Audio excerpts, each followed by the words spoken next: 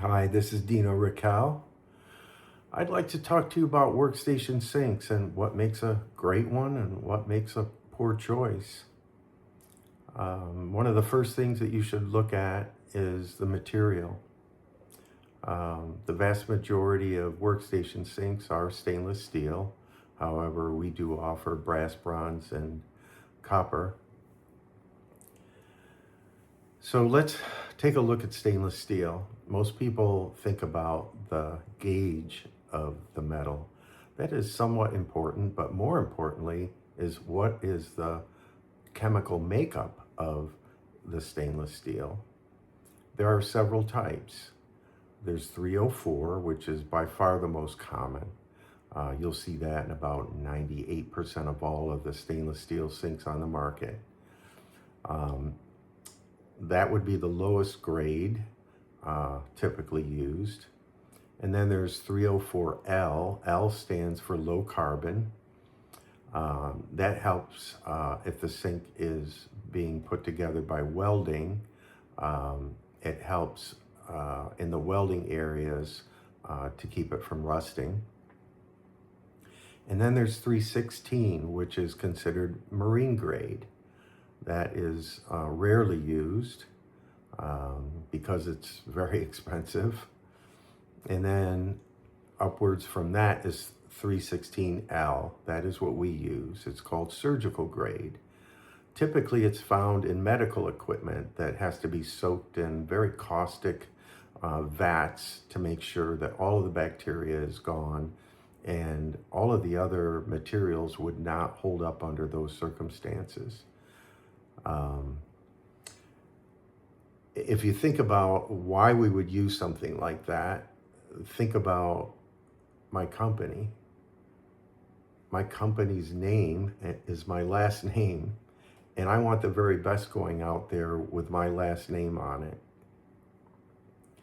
The other thing that you should be looking at is the corners of the sink, how they're finished.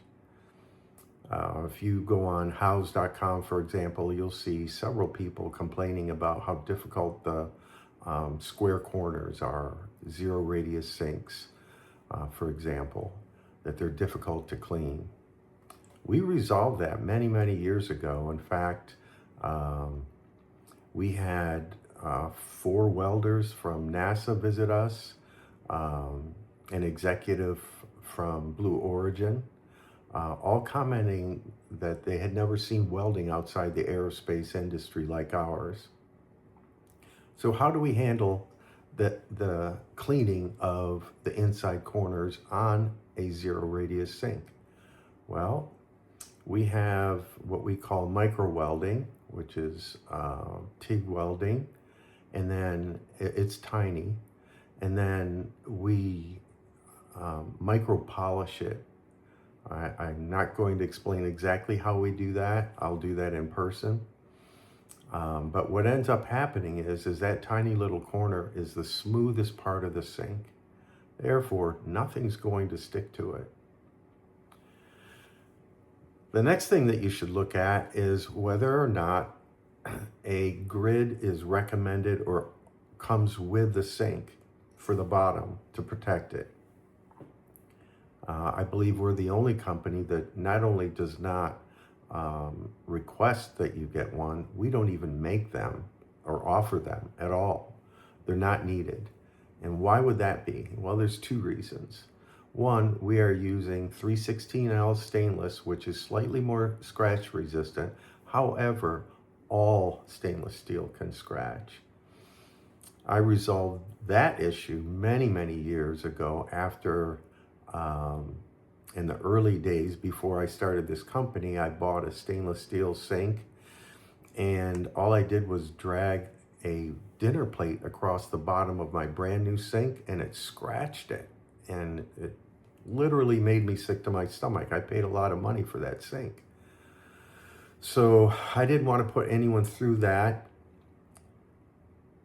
So I started looking for finishes that you could buy that didn't show scratches. And back in 1999, I found a product that we call Millennia. It's made in the United States, made up in Buffalo, New York, I believe. Um, and it's almost like a basket weave pattern. It has high spots and low spots. So when you drag something across that surface, you don't really see scratches. That said, it's not a very popular look for many people. It is fairly industrial and contemporary looking. Um, so what we've been doing is bringing in our stainless completely unfinished, and we finish it by hand in a random pattern, basically mimicking what you would do in your own sink. You move things around in a random pattern. You don't slide things back and forth all the time. So what ends up happening is these little scratches and scuff marks blend in with the finish that we have. However, if you do have marks on the inside of your sink that you do not care to see, there's a very easy fix for that. You know those green and yellow sponges? They're made by, they're called 3M, I think, with the green Scotch-Brite pad on the bottom. What you do with the sink, completely dry sponge, a new one helps, go over the bottom of the sink in a random pattern until all of the marks are gone, and it will look just like you received it. I visited a local couple that invited me to their home about 6 months after they received their sink. They wanted me to see their home and their new kitchen and said to bring a camera. I brought my iPad. And after we looked around for a bit, they said, well, take some pictures of our sink. And I looked inside and there were some scuff marks and scratches. And I asked them if they had one of those sponges, and they had a brand new one. And I said, watch this. I went over the inside of the sink. It was a 48-inch sink in about 5 minutes, and then rinsed it, and all the scratch marks were gone. It looked just like it came out of the factory. They were surprised. I wasn't, because I've been doing that for years in my house.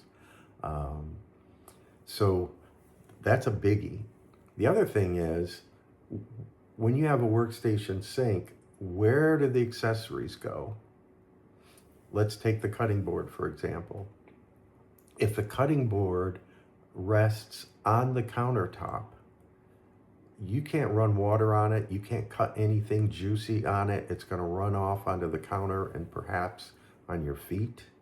There are companies out there that use the top as part of the cutting area. Also, there are some that use the flange, which is the outside perimeter around the sink. It's usually about 1 inch to 1.5 inches. Most sinks are 1 inch, but I think these companies extend them a bit so you can have a bit of a reveal to set your countertop or your cutting board on top of it. And that's just a recipe for problems down the road. Now you've got water sitting on a caulk joint that will likely degrade or possibly even form mildew, things like that. It's just not a great design. The other thing that you should look at is the way that the sink fits inside a cabinet. For example, most manufacturers, given a 36-inch sink base, will tell you a 32 or 33-inch overall, including flange, is the largest that will fit in there. And that's true because they install it in a different way than we do. They use basically clips. They go around the opening from the bottom, drill holes, and install clips in there with glue and clip the sink to the bottom of the countertop. Well, I was a kitchen designer for 22 years and I came up with a far better solution. Basically, you take our 36-inch overall with a 1-inch flange on each side and set it on top of the cabinet box. Now, just doing that is not going to work properly because now you have a piece of metal that is sticking up above the rest of the cabinets, and the countertop isn't going to lay flat. The solution is very simple. You just have your cabinet people route down the area along the sides of the top of the cabinet, a 1/16 of an inch exactly. That's the thickness of our metal. Drop the sink in place, it's installed.